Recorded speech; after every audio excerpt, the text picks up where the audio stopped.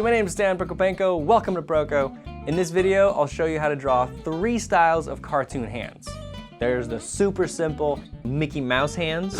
Hi there! The less simple yet highly stylized cartoon hands. And the less simple and less stylized comic book hands.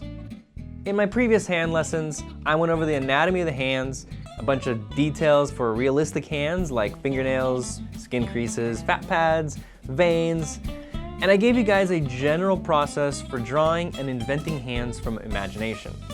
Watching those will definitely help you fully understand how to draw hands, even cartoon hands. Cartoons are just exaggerations of reality. To exaggerate the hand, it helps to know the hand. Let me remind you of the procedure and the forms of the hand we already learned. We start with the box of the palm, add the gesture and cylinders of the fingers, the triangular base of the thumb, the rest of the thumb, and then any details. This process will be the same no matter what style you're drawing in. Let's start with Mickey Mouse hands, the 3-fingered glove with sausage fingers. Mickey isn't the only one with this hand, but he is the most famous. The animators at Disney wanted to create a hand that was super expressive and easy to draw thousands of times. Animation is all about movement and telling a story. To design a hand that is all about movement and telling a story, it makes sense to remove a lot of the structure and detail and keep mostly the gesture. Remember, gesture is what tells the story. The hand still has structure, but the forms are soft and simple. They could be bent, stretched, squashed, twisted, and basically distorted in any way in favor of the gesture. The first thing you'll probably notice is that Mickey Mouse has 3 fingers and a thumb. They chop the finger to save time and money while drawing thousands and thousands of frames. Oops. The lack of the 4th finger doesn't hurt the ability to tell a story or to be expressive. In fact, Walt Disney thought it looked better that way. 5 digits are too many for a mouse. It would look like a bunch of bananas. During World War II, Mickey even lost his tail as the result of an executive decision to save even more time and money. The fingers and palm are round and poofy. The hands are generally bigger and easier to see. The white glove helps with that too. In a cartoon, the parts of the body that are most expressive are generally bigger. In a pose like this, where we see the whole body, it's hard to see the hands because they're so small. So we make the body smaller, the head and hands bigger, and voila! The most expressive parts of the body have more real estate. Mickey Mouse has circle palms. If you're drawing more of a side view, you want to squish that circle into an oval. But you can use a square or even a triangle for your character. It doesn't matter much. Remember, with cartoon hands, it's the gesture we're mostly concerned with. You have more room to play with the structure. Generally, the fingers and palm follow a 1-to-1 ratio. Start with a mitten shape for the group of fingers to identify the overall shape, and then split up that shape into the individual sausages. Sometimes one of the fingers might be separate from the group.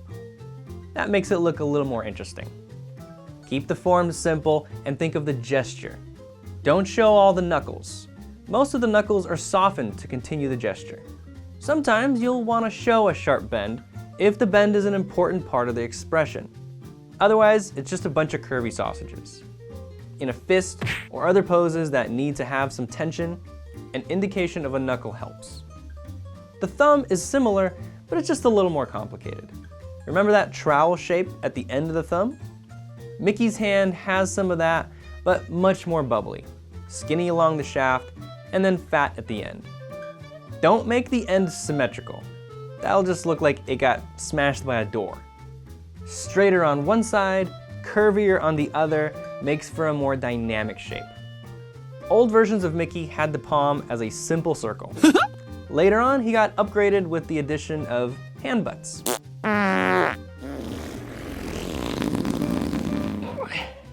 How's that one? Yeah, that was a good one.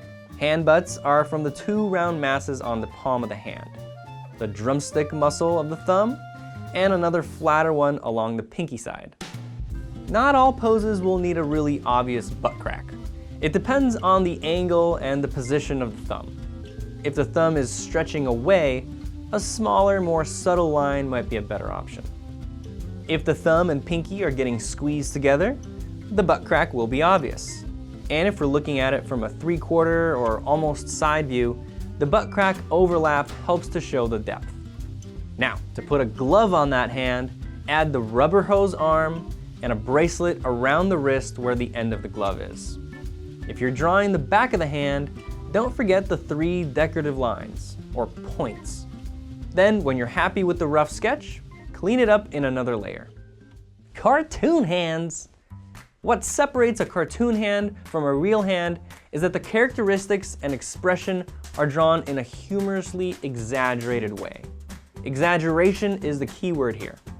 Not all cartoon characters have the 3-fingered glove. Many are more complex and highly stylized. For example, there's the brilliant Glen Keane with movies like Tarzan, Tangled, and Beauty and the Beast. To draw these types of cartoon hands, anatomy becomes a little more important because the exaggerations are designed based on the anatomy. Out of the 3 styles I'm showing in this video, I think this one is the hardest, and personally I think it looks the best. It's hardest because you have the most artistic freedom to push things how you like. You have to really feel the gesture and make exaggeration decisions that help support the story. The shapes are more complex and are designed based on the specific pose.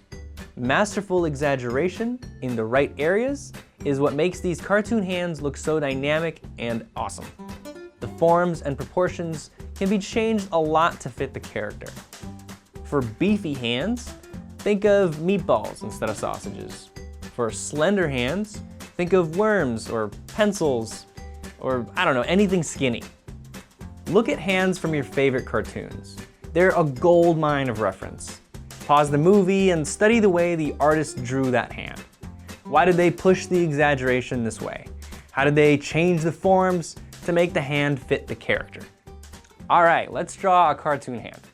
I'll work from a photo so that you guys can see what I'm basing my exaggerations from. Here we go! I'm gonna start with a square-shaped palm, but I'm not drawing a perfect square. I want it to be moving. I'm using subtle curves and tapering the square thinner at the bottom.